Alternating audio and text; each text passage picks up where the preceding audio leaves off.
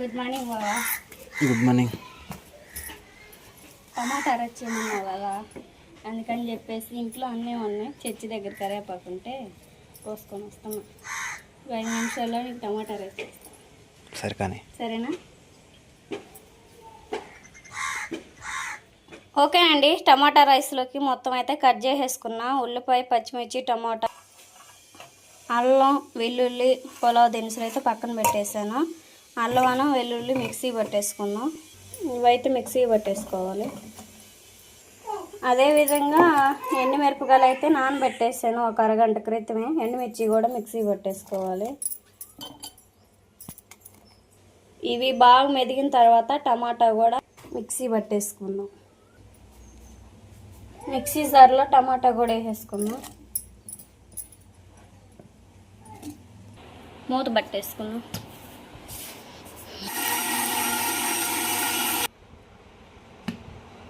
ఇంకా బాగా మెత్తగా మెదగనీసి చేసుకున్నాం. టమాటా మొత్తం అయితే బాగా మిక్సీ పట్టేసుకున్నాను కదా, బాగా మెత్తగా ఉంది. ఉల్లిపాయ, పచ్చిమిర్చి కూడా కట్ చేసి పెట్టేసుకున్నా. ఆయిల్ అయితే బాగా వేడైంది కదా, ఉల్లిపాయ, పచ్చిమిర్చి వేసుకున్నా. అదేవిధంగా కరివేపాకు కూడా వేసుకున్నాం. మొత్తం బాగా ఫ్రాంట్ వరకు ఫ్రై చేసుకోవాలి.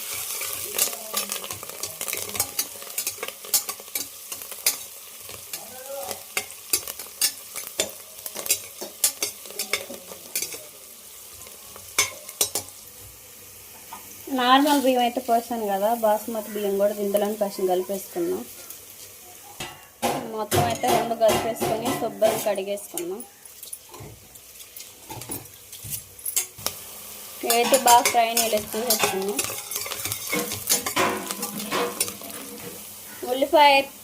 ఉల్లిపాయ, పచ్చిమిర్చి, కరివేపాకు అయితే బాగా వేగుతూ ఉంది కదా, పులావ్ దినుసులు కూడా వేసేసుకున్నాం. ఒకసారిగా మొత్తం కలిపేసుకోవాలి.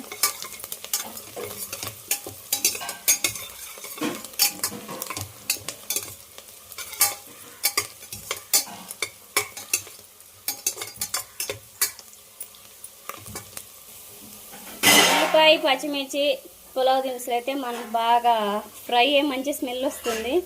టమాటా, అల్లం, వెల్లుల్లి, ఎండుమిరపకాయలు అయితే మిక్సీ పెట్టేసుకున్న పేస్ట్ ఉంది కదా, అది కూడా వేసుకొని బాగా పచ్చి వాసన పోయేంత వరకు ఉడకనిచ్చేసుకోవాలి.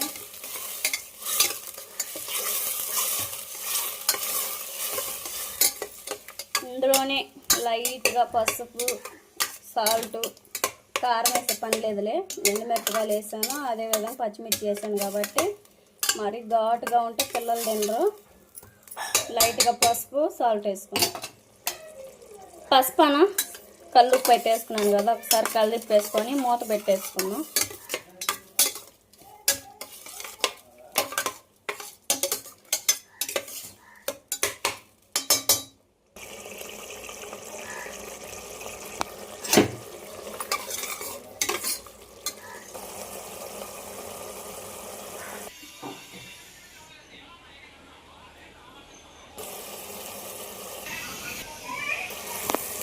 మనకి టమాటా గ్రేవీ అనేది బాగా ఉడుకుతూ ఉంది కదా, పచ్చి వాసన పోయేంత వరకు బియ్యం వేసేసుకొని ఎసురు వాటర్ పోసేసుకున్నాం.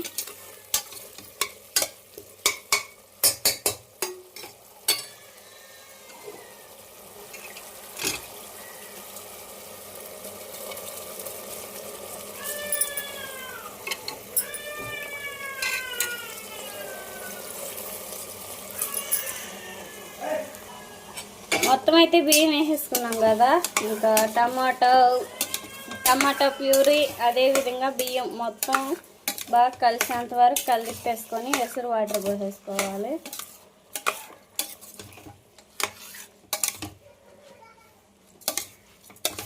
మొత్తం అయితే బాగా కలిపేసుకున్నట్టే ఎసురు వాటర్ పోసేసుకున్నాం.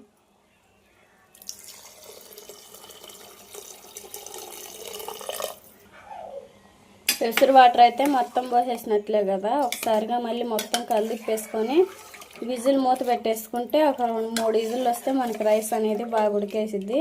ఉడికిన తర్వాత చూద్దాం. మరి కరివేపాకు వేసుకుందాం.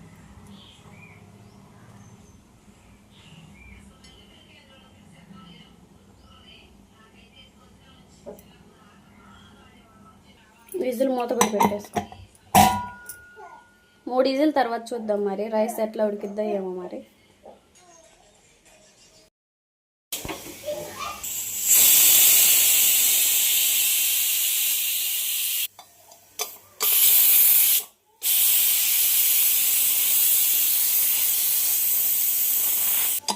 ఓకేనండి, ఆవిరి మొత్తం అయితే పోయినట్టే కదా. ఇంకా మూత తీసేసుకొని అసలు రైస్ ఎట్లా ఉడికింది ఏందో చూద్దాం మరి.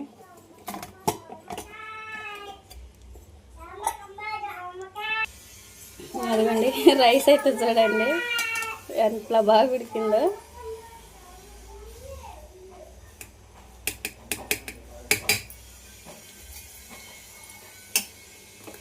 అంటే కర్రీ కూడా వేసుకుని తినే పని లేదు, కొత్తదే తిన్నా టేస్ట్ చాలా బాగుంటుంది అని అర్థమైపోతుంది ఇక్కడ.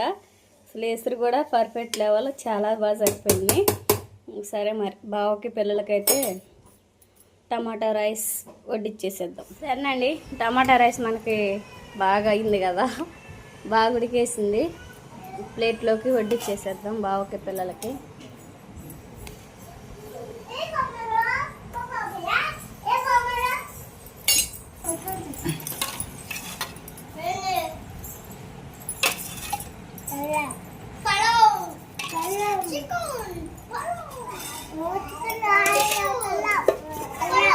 బావా టేస్ట్ ఎట్లా ఉందో చెప్పాలి.